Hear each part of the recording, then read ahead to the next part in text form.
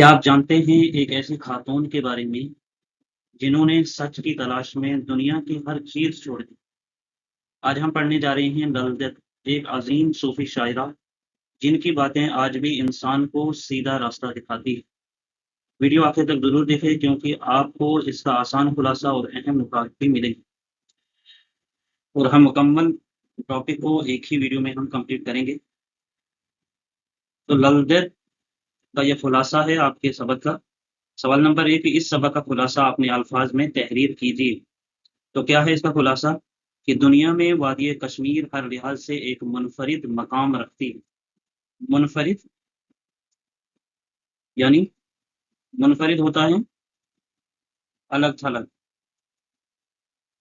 वो चाहे उसकी खूबसूरती, मजहबी रवादारी, तारीख या फिर उसकी आगोश में खिले शायर, सूफी बुजुर्ग और मजहबी शख्सियात। कश्फ ऋषि के वक्त से लेकर आज तक चाहे इस्लाम हो या हिंदू मजहब, सैकड़ों की तादाद में यहाँ सूफी बुजुर्ग पैदा हुए हैं जिन्होंने पूरी दुनिया में अपनी साख्त कायम की और इसी वजह से इस खूबसूरत वादी को पीर की वादी भी कहा जाता है। 14वीं सदी में यहाँ एक सूफी शायरा और बुजुर्ग खातून पैदा हुई जिनका नाम ललदत था। ये बुजुर्ग खातून श्रीनगर से लगभग 4.5 मील दूर जनूबी कश्मीर की तरफ वाक़ एक गाँव सीमपुर में पैदा हुई थी। कहाँ हुई थी पैदा? सीमपुर में। ये सूफी शायरा और बुजुर्ग खातून अपनी बाकमाल शायरी की सलाहियत से मुसलमानों और हिंदुओं को एक ही कतार में खड़ा करने की सलाहियत रखती थी। मतलब इतना मकाम था इसको, ये इतनी बहुत बड़ी शायरा थी कि जो ये सलाहियत रखती थी कि हिंदू और मुसलमान को एक ही कतार में खड़ा करती। जहाँ वो मुसलमानों के लिए लल आरिफा, वहीं हिंदुओं के लिए लल ईश्वरी के नाम से जानी जाती। तो मुसलमानों के लिए लल आरिफा के नाम से और हिंदुओं के लिए लल ईश्वरी के नाम से जानी जाती है ललदत। मारूफ कलमकार, यानी कलमकार होता है, कार का मतलब होता है काम, कलम से काम करने वाला। और सहाफ़ी एम.जी. अकबर ने अपनी किताब कश्मीर बिहाइंड द व्हील में लिखा है, इस बुजुर्ग खातून को एक आला और फ़लसफ़ी किस्म की शायरा करार दिया है। किसने? एम.जी. अकबर ने इसको, ललदत को, एक आला और फ़लसफ़ी किस्म की शायरा इसको करार दिया है।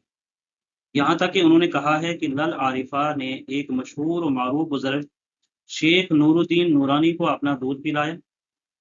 उनकी लिखी गई शायरी को ललवाह कहा जाता है। ये भी आपको याद रखना है कि ललदत की शायरी को क्या कहा जाता है? ललवाह। इनकी शादी कम उम्री में ही एक बरहमन खानदान में कराई गई। वो सारा काम खुद ही करती थी लेकिन उसके बावजूद भी सास की तरफ से उन्हें बहुत सताया जाता था। कई दिन तक ललदत को सास भूखा रखती थी, हामिद के कान भर भर के उनसे भी पिटवाती थी। ललदत के नाम पर श्रीनगर में एक बहुत बड़ा अस्पताल भी है। वादी के मशहूर मुसन्निफ और शायर ज़रीफ अहमद ज़रीफ ललदत के बारे में तासुरात देते हुए कहते हैं कि ललदत को कश्मीरी मुख्तलिफ नामों से याद करते हैं क्योंकि वो कश्मीर में सूफी शायरों की सफ़े अव्वल की शायरा है।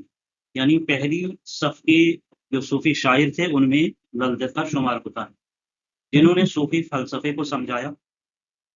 क्योंकि इस फ़लसफ़े में गहराई इतनी है कि 600 साल के बाद भी बड़े-बड़े फ़िलासफ़र और तर्जुमा नवीस आए, जिन्होंने अपनी सलाहियतों से ललदत को जानने की कोशिश की। लेकिन जहाँ तक उनके फ़लसफ़े का ताल्लुक़ है, वो बहुत ही अज़ीम फ़लसफ़ा है। यानी जितने बड़े-बड़े फ़िलासफ़र और तर्जुमा नवीस वहाँ आए और ललदत के इन वाक़ों को या ललदत की शायरी को पढ़ा, लेकिन जो ललदत का फ़लसफ़ा था, उस फ़लसफ़े तक नहीं पहुँच सके। इतना गहरा फ़लसफ़ा जो है ललदत की शायरी में पाया जाता है।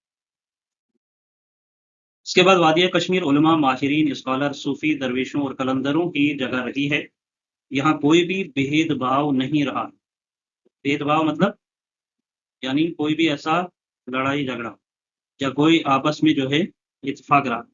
यहाँ जो भी आए उन्होंने यकजहती का सबक दिया। तो भेदभाव यानी यकजहती या इत्तेफ़ाक, आपस में जो है इत्तेफ़ाक रहा। इसीलिए कश्मीर को पीरों की वादी कहा जाता है। ललदत को ऐसा कोई मिला ही नहीं जो उन्हें समझ सकता। अब जिसको जितनी ज़हनी सलाहियत है, उसने ललदत को अपने मुताबिक समझा है, मगर जो उनका सूफी अज़्म का फ़लसफ़ा था वो हर एक समझ नहीं सकता। कि जो जिसके अंदर जितनी सलाहियत है वो उसी मुताबिक ललदत को समझ सका, और जो ललदत के शायरी में जो गहराई थी उस गहराई तक कोई नहीं पहुँच सका।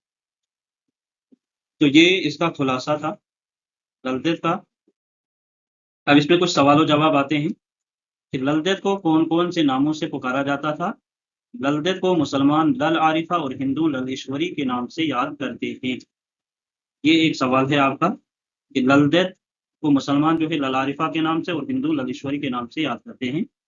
ललदत की वाक़ों में किन बातों की तलक़ीन की गई? तो ललदत की शायरी में, या ये कह सकते हैं ललदत के वाक़ों में इंसानों की ज़ात-पात, ऊँच-नीच और फ़िरका वाराना सोच से बचने और अच्छे अख़लाक़ व इंसानियत को अपनाने का पैगाम दिया गया या तलक़ीन की गई। ठीक है? सवाल नंबर 3 है कि हज़रत शेख नूरुद्दीन को दूध पिलाते वक़्त ललदत ने क्या कहा? जवाब है कि ललदत ने कहा कि जब तुम दुनिया में आते वक़्त नहीं शर्माए, तो अब दूध पीने में कैसी झिझक? क्योंकि नूरुद्दीन नूरानी जो एक सूफ़ी बुज़ुर्ग गुज़रे हैं कश्मीर में, वो जब पैदा हुए तो उस टाइम वो दूध अपनी माँ का दूध नहीं पी रहे थे, तो ललदत वहाँ से गुज़र रही थी। तो ललदत से इस तरह का ये वाक़या जब बताया गया तो उसने उसको अपनी गोद में लिया और उनसे ये बात कही कि जब दुनिया में आते वक़्त नहीं शर्माए तो अब दूध पीने में कैसी झिझक? इसके बाद आता है कि ललदत के ज़माने में कौन बुज़ुर्ग हज़रात गुज़रे हैं? तो ललदत के दौर में शेख नूरुद्दीन नूरानी और मीर सैयद अली हमदानी जैसे अज़ीम सूफ़ी बुज़ुर्ग गुज़रे हैं। कहाँ? कश्मीर में। ललदत किस वजह से मशहूर थी? तो ललदत अपनी सूफियाना और फ़िक्री शायरी की वजह से मशहूर थी, जो दिलों को रूहानी पैगाम देती है। तो ये सवालात थे। अब इसमें मुश्किल अल्फ़ाज़ के मानी यहाँ दिए गए हैं। सबसे पहले इसमें ऋषि है। ऋषि किसे कहते हैं? आबिद को, साधु को या जोगी। इन तीनों के लिए हम ऋषि इस्तेमाल करते हैं।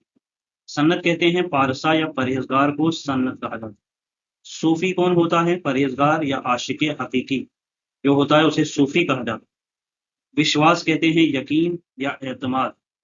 वस्त कहते हैं बीच या दरमियान। उसके बाद रिवायत कहते हैं हिकायत या सीरत निगारी। ज़रबुल मिस्ल कहते हैं वो जुमला जो मिसाल के तौर पर बयान किया जाए, या कहावत कहा जाता है उसे ज़रबुल मिस्ल कहा जाता है। बेसाख्ता कहते हैं बेसोचे, यानी बगैर सोचे कोई बात कह दें। तबर्रुक कहते हैं मुबारक चीज़ या पाकीज़ा। लाज कहते हैं शर्म, हया। मतरूक कहते हैं छोड़ा हुआ या तर्क किया, यानी मतरूक होता है मतरूक करना यानी तर्क करना। तो ये थे आज के कुछ सवाल व जवाब ललदत के, और खुलासे को हमने पढ़ा। इसके बाद हमने जो अल्फाज मानी दिए गए थे इनको भी हमने पढ़ा है। अगर इसके अलावा कुछ इसमें छूट गया है तो आप कमेंट में मुझे बता सकते हैं, उसको हम दोबारा पढ़ेंगे। तो बच्चों आज हमने सीखा कि ललदत ने हमें सच्चाई, सादगी और अल्लाह की पहचान का सबक दिया है। अगर आपको ये लेक्चर पसंद आया हो तो लाइक करें और अपने दोस्तों के साथ शेयर करें। कमेंट में ज़रूर बताएं आपको ललदत की कौन-सी बात सबसे ज़्यादा पसंद आई। और ऐसे ही आसान लेक्चर के लिए चैनल को सब्सक्राइब करना ना भूलें। मिलते हैं अगले सबक में, तब तक के लिए अल्लाह हाफ़िज़।